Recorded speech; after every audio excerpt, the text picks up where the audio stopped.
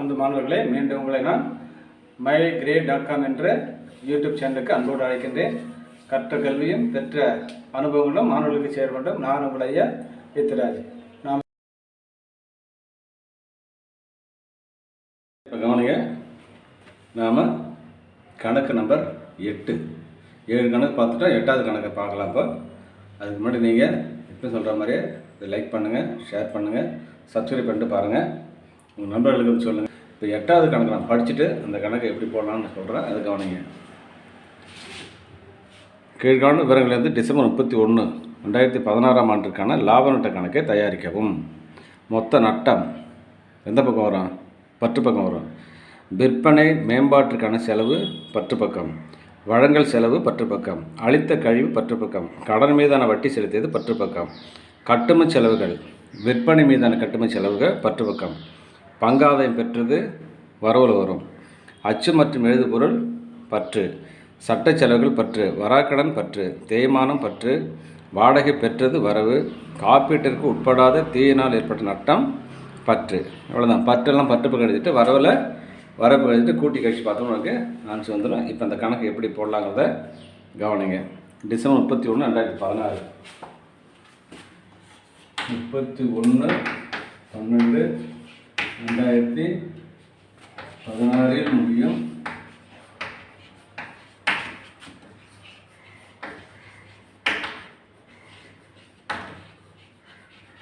ஆண்டுக்கான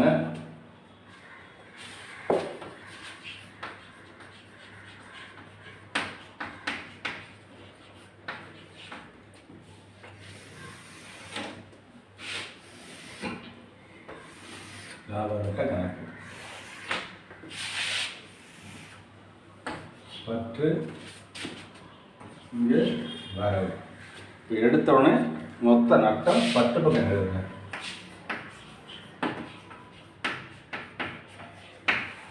எவ்வளோ இருக்குன்னா 60,000. விற்பனை மேம்பாட்டுக்கான செலவுகள், விற்பனை செலவுகள்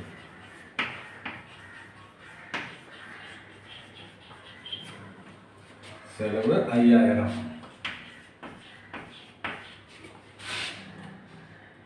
வழங்கல் செலவு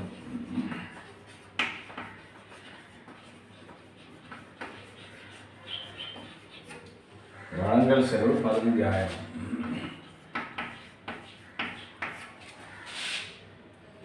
அளித்த கழிவு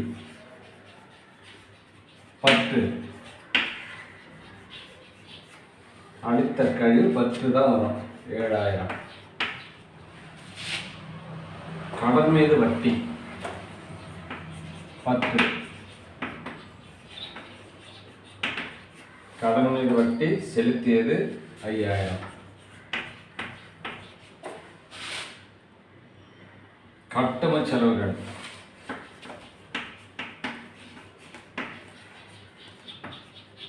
கட்டும செலவுகள் 4,000. பங்கு ஆதாயம் பெற்றது இங்க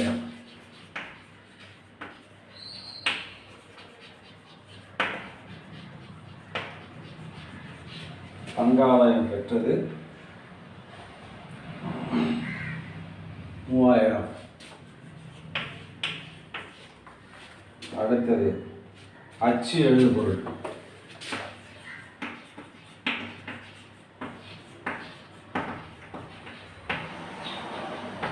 அச்சு எழுதுபொருள் 2,000. எழுதுறதா இல்லை, பார்த்து பட்டு வர எழுதணும்னா ஆட்டோமேட்டிக்காக உங்களுக்கு ஆன்சர் வந்துடும். சட்ட செலவுகள்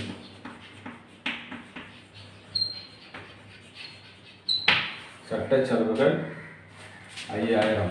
10, வராக்கடன் 10,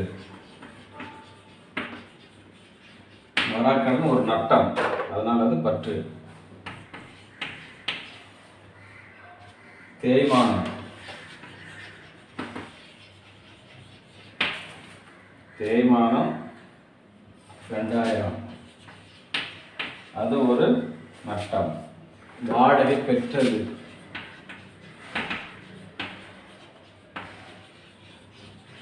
பெற்ற வாடகை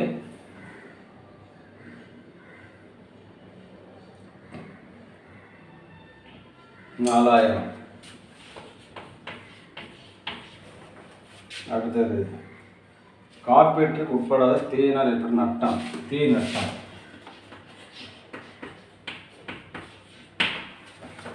தீ நட்டம் 3000. இப்போ எல்லாத்தையும் எழுதிட்டோம். கூட்டி கழிச்சு பார்க்க வேண்டியதான். ஒரு கோடு விட்டுட்டு கூட்டி போடுங்க. இந்த இடத்துல நம்ம எழுதுகிற மாதிரி வரும். இந்த இடத்துல பாருங்கள், இது கூட்டிங்கன்னா 7000 வருது. இதை கூட்டுங்க. 60, 65, 70, 80, 87, 87, 92, 96, 98, 1,00,000, 5, 10, 1,10,000. இதில் 7000 போச்சுன்னா 0, 0, 0, 10, 3, 1, 1,03,000 வந்து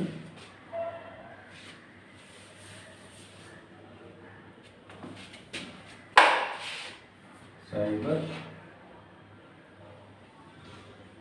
0,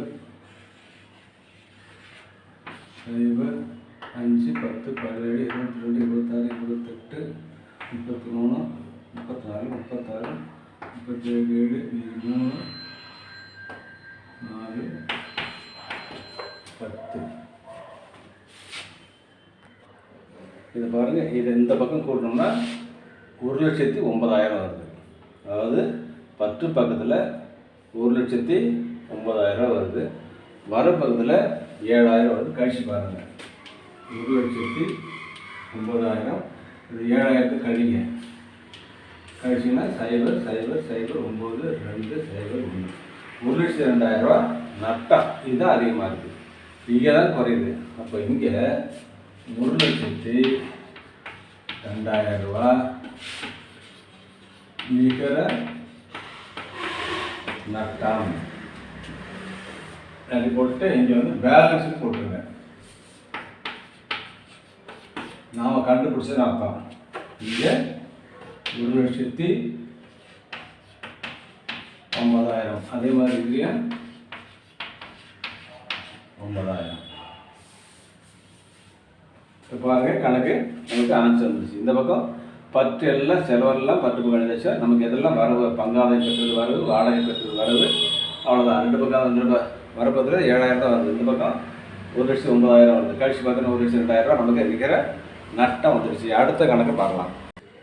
அடுத்த கணக்கு 2 கணக்கு கேட்டிருக்கிறாங்க இல்லையா? அந்த கணக்கு 2 கணக்கு கேட்டாங்கன்னா அது எப்படிங்கிறத அதையும் பார்க்கலாம். அடுத்த கணக்கு நம்பர் 9. இந்த கணக்கு படிக்கிறேன், கவனிங்க. கணேஷ் என்பவரின் ஏடுகளிலிருந்து எடுக்கப்பட்ட பின்வரும் இருப்புகளிலிருந்து வியாபார லாப நட்ட கணக்கை தயாரிக்கவும். 2 கணக்கு கேட்டிருக்கேன், வியாபார கணக்கா லாப நட்ட கணக்கா. இது கொஞ்சம் அவங்களுக்கு வித்தியாசமாக இருக்கும். அதை எப்படின்னு பார்க்கலாம். கணக்கு படிக்கும்போது எது எந்த கணக்கு போகும் அப்படின்னு நமக்கு தெரியணும். சரக்கு இருப்பு 1/1/2017 இப்போ தேதி கொடுத்துருக்காங்க. அது தொடக்க சரக்கு இருப்பு வியாபார கணக்கு தான் போகும். கொள்முதல் வியாபார கணக்கின் பற்று பக்கத்தில் போகும். விற்பனை வியாபார கணக்கின் வர பக்கத்தில் வரும். கொள்முதல் மீதான செலவுகள் வியாபார கணக்கின் பற்று பக்கம். நிதிசார் செலவுகள் செலுத்தியது லாப நட்ட கணக்கில் வரும். விற்பனை மீதான செலவுகள் லாப நட்ட கணக்கு. வராக்கடன் லாப நட்ட கணக்கு. வியாபார செலவுகள் லாப நட்ட கணக்கு. அளித்த தள்ளுபடி லாப நட்ட கணக்கு பற்று பக்கம். கழிவு கொடுத்தது பற்று பக்கம். விற்பனை செலவுகள் பற்று பக்கம். அலுவலக வாகனங்கள் மீதான பழுதுபார்ப்பு செலவு லாப நட்ட கணக்கு பற்று பக்கம். இப்போ அந்த கணக்கை போடுற அது கவனிங்க. இப்போ நம்ம தலைப்பு எழுதணும்.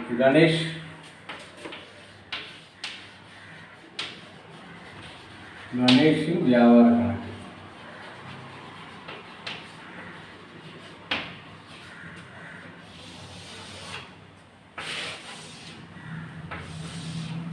ஏன்னா அவனுக்கு தேதி கொடுக்கல, அவன் பேர் மட்டும் எழுதியாச்சு. இப்போ வரவு 10 பக்கத்தில் தொடக்க சரக்கு இருப்பு. தொடக்க சரக்கு இருப்பு தேதி கொடுத்துருக்காங்க 8,000 ரூபாய். அடுத்தது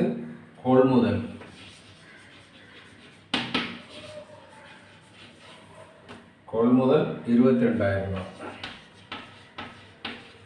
அடுத்தது விற்பனை வரவு. விற்பனை 42,000. அடுத்தது கணக்கில் வர்றது நிதிசார் செலவுகள் வராது, கொள்முதல் மீதான செலவுகள் வரும். இங்கே கொள்முதல் செலவு நேரடி செலவு, அதனால வரும் 2,500 ரூபா. அடுத்தது விற்பனை மீதான செலவு வராது, வராக்கடன் வராது, வியாபார செலவு வராது, அளித்தள்ளுபடி வராது, கழிவு கொடுத்து வராது, விற்பனை செலவுகள் வராது, அலுவலக வாகனங்கள் மீதான பழுதுபார்ப்பு செலவு வராது. கீழே கொடுத்துருவாங்க இறுதி சரக்கு இருப்பு. இங்கே இறுதி சரக்கு இருப்பு வரும். இறுதி சரக்கு இருப்பு எவ்வளோ கொடுத்துருக்காங்கன்னா 4,500 ரூபா கொடுத்துருக்காங்க. இதுதான் வியாபார கணக்கில் இடம்பெற வேண்டியது. நேரடி செலவு தான் வர்றதில்ல, மறைமுக செலவு வராது. கொள்முதல் செலவு என்பது நேரடி செலவு, தொடக்க சரக்கு இருப்பு, கொள்முதலான செலவுகள், விற்பனை இறுதி சரக்கு தான் வரும். இப்போ அதை கூட்டி கழிச்சு பார்க்கலாம். இந்த போட்டுங்க 42, 46,500. இதை கூட்டுங்க 22, 30, 32,500. 32,500 கழிச்சிங்கன்னா 0, 0, 0, 6, 2 போனால் 4, 1. 14,000 ரூபா நமக்கு இந்த பக்கம் அதிகமாக இருக்குது, இந்த பக்கம் கம்மியாக இருக்குது. அப்போ மொத்த லாபம் 14,000.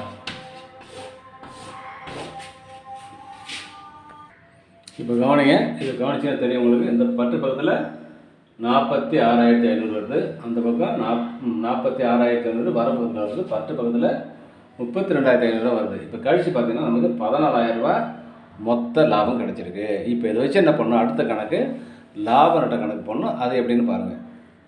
இப்போ அடுத்த கணக்கு அதோட தொடர்ச்சி லாப நட்ட கணக்கு. வியாபார கணக்கில் மொத்த லாபம் கண்டுபிடிச்சா மொத்த லாபம் இந்த கணக்கில் வரப்பக்கத்தில் வரும். இங்கே எழுதுங்க. மொத்த லாபம் 14,000. ஃபஸ்ட்டு இது எழுதணும். அந்த கணக்கு போட்டு முடித்த உடனே அடுத்த கணக்கு தொடங்கும் போது இந்த லாப நட்ட கணக்கு தலைப்பு எழுதிட்டு மொத்த லாபம் வரப்பக்கத்தில் எழுதணும். மொத்த நட்டமாக இருந்தால் பத்து பக்கம் எழுதணும். இப்போ கணக்கு படிக்கணும். கொள்முதல், விற்பனை, கொள்முதல் மீதான செலவுகள் எழுதியாச்சு. நிதிசார் செலவுகள் இங்கே வரணும். நிதி செலவுகள் செலவெல்லாம் 10 பக்கம் எழுதுங்க. 3,500. அடுத்தது விற்பனை செலவுகள்.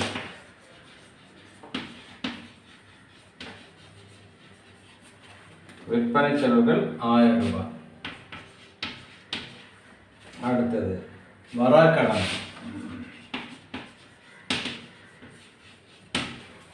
வராக்கடன் 1,200. அடுத்தது வியாபார செலவுகள்.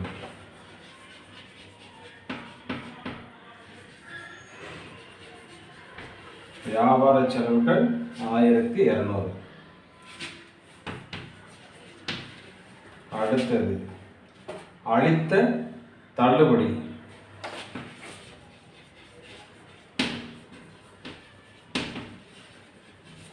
அளித்த தள்ளுபடி எவ்வளோன்னு சொன்னால் 600 ரூபாய். அடுத்தது கழிவு கொடுத்தது.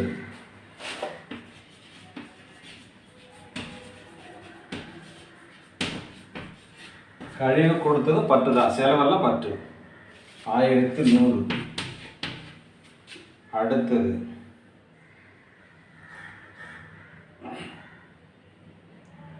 விற்பனை செலவுகள்.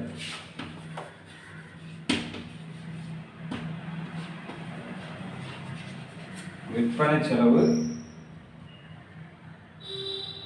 கழிவு கொடுத்தது 600, கழிவு கொடுத்தது 1,100, விற்பனை செலவுகள் 600. அடுத்தது அலுவலகம் மீதான பழுதுபார்ப்பு செலவு. பழுதுபார்ப்புன்னு எழுதுங்க. பழுதுபார்ப்பு செலவு 600. இப்போ இதை நம்ம கூட்டி கழிச்சு பார்க்கலாம்.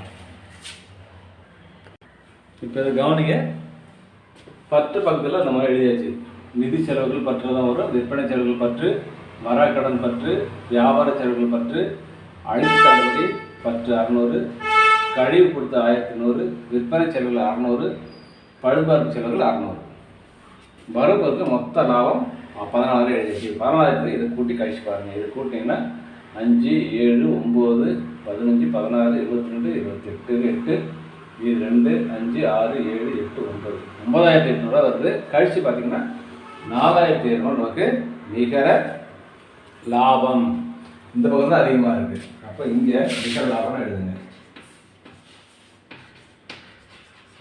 நிகர லாபம் பேலன்ஸு போட்டுருங்க. இந்த பேலன்ஸ் ஏன் போடுறோம், நம்ம கண்டுபிடிச்சதுக்காக. நாம் கண்டுபிடிச்சாலும் பேலன்ஸ் போட்டுருங்க. இந்த பேலன்ஸ் வந்து அடுத்த கணக்கு போகணும். இந்த நிகர லாபம் எங்கே போகணும்னு சொன்னால் முதல் கணக்கு மாற்றம்னு இங்கே எழுதிக்கலாம். முதல் மாற்றம், முதல் கணக்கு மாற்றம் அப்படின்னு எழுதிக்கலாம். முதல் கணக்கு மாற்றம் கூட இங்கே எழுதிக்கலாம். இப்போ இந்த கூட்டி பாட்டு நிகர லாபம் எவ்வளோ வருது, 4200. இப்போ இந்த கூட்டி பார்த்தீங்கன்னா 14000 வரும்.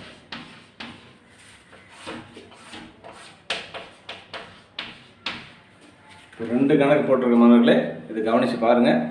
அடுத்த வீடியோவில் நம்ம இந்த சாப்டரே முடிச்சிடலாம். இன்னும் 3 கணக்கு தான் இருக்குது. அதை அடுத்த கணக்கில் நம்ம முடிச்சிடலாம், அடுத்த வீடியோவில் முடிச்சிடலாம். மாணவர்கள் நீங்கள் இதை கவனித்து பார்த்துட்டு இதை கண்டிப்பாக நீங்கள் சப்ஸ்கிரைப் பண்ணிட்டு பாருங்கள். புதுசாக பார்க்குற மாணவர்களாக இருந்தால், பழைய மாணவர்கள் நீங்கள் தொடர்ச்சியாக பாருங்கள், உங்கள் நண்பர்கிட்ட சொல்லுங்கள். அதே மாதிரி அந்த சப்ஸ்கிரைப் பட்டனுக்கு பக்கத்தில் பெல் பட்டனுக்கு அதை அழுத்திடுங்க. அதை அழுத்திட்டு ஆல் அழுத்திட்டிங்கன்னா நம்ம வீடியோ ஃபுல்லாக உங்களுக்கு யூடியூப்பை ஓப்பன் பண்ண உடனே நம்ம வீடியோ தான் வரும். நீங்கள் அதில் எல்லா கணக்கையும் பார்த்துக்கலாம். டவுட் இருந்துச்சுன்னா கமெண்ட்ஸில் கேளுங்க மாணவர்கள். நன்றி. அடுத்த வீடியோ சந்திப்போம்.